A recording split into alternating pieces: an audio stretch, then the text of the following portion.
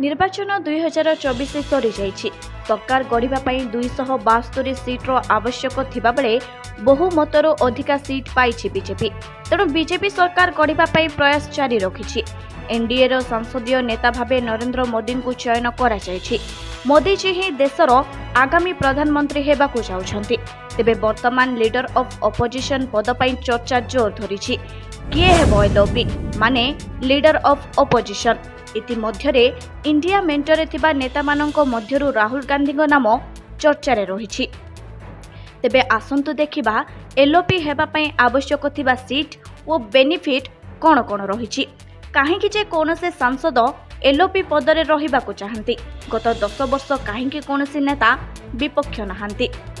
Lok Sabha 10 seat रहिबा अनिवार्य। संसद रे 543 सीट रहिछि। तेणु एलओपी रे रहिबाकु हेले 54 सीट्र आवश्यकता रहिछि। 2014 लोकसभा रे कांग्रेस पाखरे 44 सीट थिला। पुनी 2019 रे 52 सीट थिला। तेणु नियम प्रकार 54 सीट पूरा हेउ नथिबारु कांग्रेस नेता विपक्ष पदरु वंचित होई आसुथिला। तेबे एसबु थिला नियमावली। आसंतु वर्तमान देखिबा किछि एलओपी माने नेता विपक्षर पावर कोन सब रहिछि ओ बेनिफिट सबु। नेता विपक्ष सबु बड़ बड़ कमिटीर सभ्य होइथांती। ईडी, सीबीआई नियुक्ति प्रदान कमिटीर सदस्य, सीवीसी, सीआईसी नियुक्ति करिबा कमिटीर मध्य सदस्य, देशर बड़ बड़ संस्था मानकरे नियुक्ति कमिटीर सदस्य होइथांती। नेता विपक्ष जणे कैबिनेट मंत्री सहित समान। केंद्रीय मंत्री भले ही सुविधा मिले।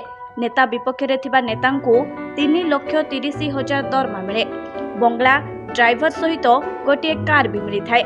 14 रु 15 जणिया स्टाफ जे माने नेता विपक्ष रे थिबा नेतांको समस्त कार्य संभाळिबे एमिति अनेक किछि सुविधा रहिछि। तेबे नेता विपक्षर नेतांको नाम राहुल गांधी नाम रे मोहर मारी सारिछि इंडिया मेंटो।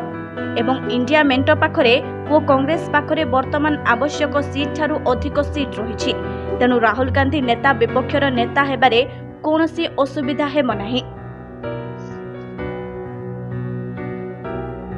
दर्शक बंधु एमिति छोट बड़ और ताजा खबर सुनिबा पई जदि चाहुछन्ती तेबे आम चैनल को सब्सक्राइब, शेयर और लाइक करने को भूलिबे नाही।